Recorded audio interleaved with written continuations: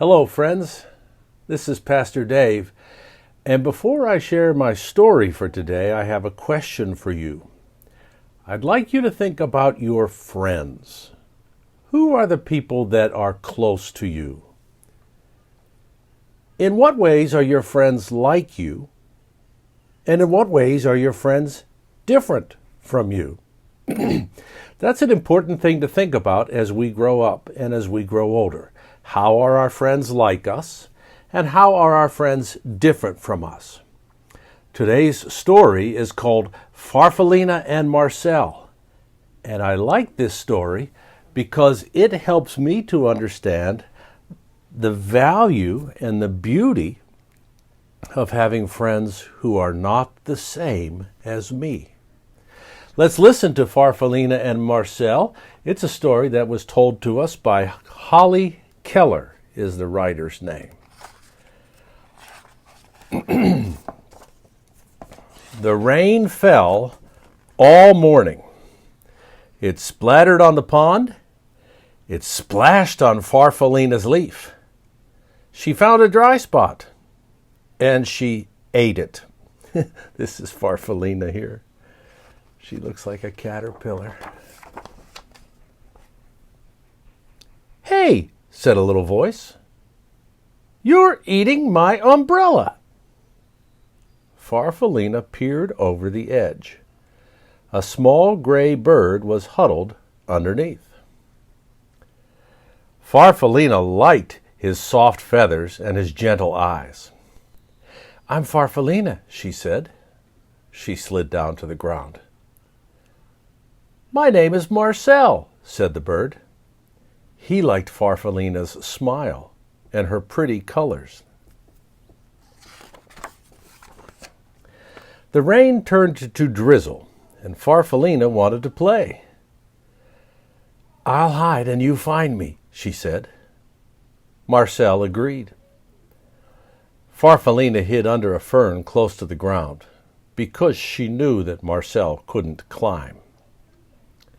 "Now I'll hide," said Marcel when he found her, and he hid right behind the tree, because he knew that Farfallina moved slowly.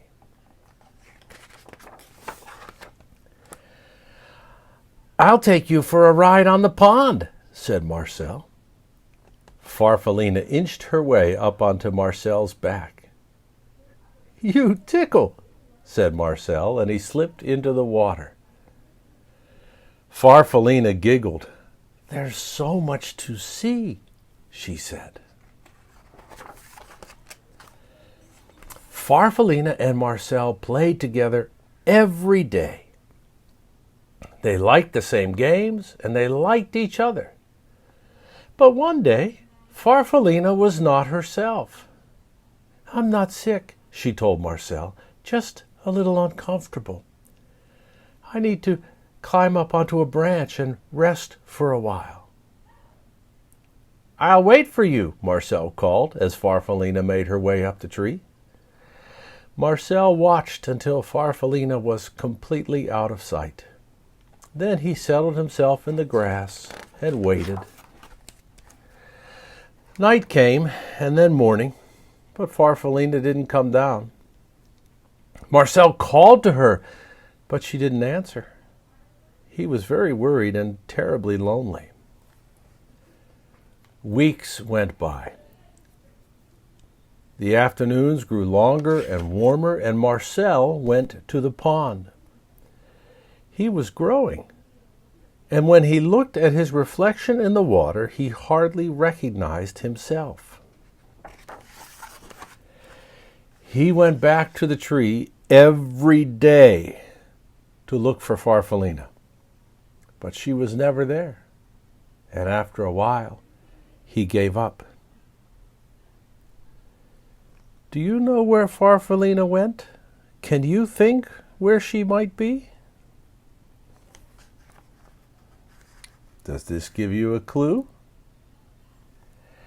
At the top of a tree, Farfallina was snuggled in a blanket of glossy silk. She was growing too. The sky was blue and clear the morning she was ready to come out and to open her beautiful new wings. She had no idea how long she had been up in the tree, and she floated down to find Marcel.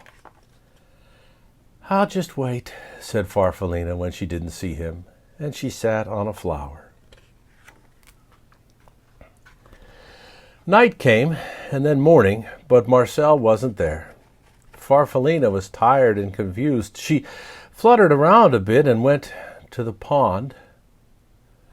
The pond was glossy smooth, except for the ripples made by a large, handsome goose who was swimming in solitary circles.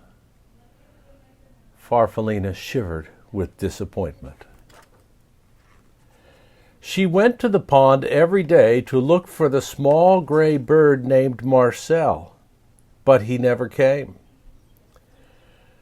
One morning the goose stopped his silent rounds. He spoke to her.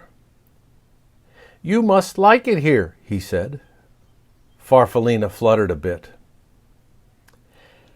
"I've been waiting for a friend," she said sadly, "but I don't think he'll come." Marcel liked her smile and her brilliant colors. "I know how you feel," he said. "I lost a friend too. She just vanished into thin air." Farfallina liked his sleek feathers and his gentle eyes. "A ride around the pond might cheer you up," Marcel said. Farfallina thought that it would, and she settled herself on Marcel's back. "It's funny," Marcel said, "but I feel as though I've known you a long time." "I was just thinking the same thing," said Farfallina. "My name is Farfallina. What's yours?" Marcel stopped suddenly, and he beat the water with his strong wings, and he swam round and round and round. "It's me, Farfallina," he shouted. "It's me, Marcel. Is that really you?" "It is," Farfallina shouted back. And they looked at each other, and they laughed. And by evening they had explained everything, and they fell asleep, smiling at the stars. Farfallina and Marcel spent the rest of the summer playing just as they had before. Marcel was careful not to fly too fast, because he knew that Farfallina couldn't keep up. Farfallina didn't hide in the flowers because she knew that Marcel would never find her. And when the leaves on the trees around the pond turned red and gold, they decided to go south together. So that's the story of Farfallina and Marcel, a story about two friends who were not very much alike, two friends who made room for each other, who worked hard to accommodate, to let each other be different. Sometimes I get into trouble when I expect all my friends to be just like me, to think like me, to be able to do the things that I can do. But I think you can see that Marcel and Farfallina, their world was better because they had friends who were different and because they let each other be themselves. Let's work on that together, okay? You work on being the best you can be, and I'll work on being the best me I can be. And maybe together something beautiful can happen. I'll see you tomorrow with a different story. Goodbye now.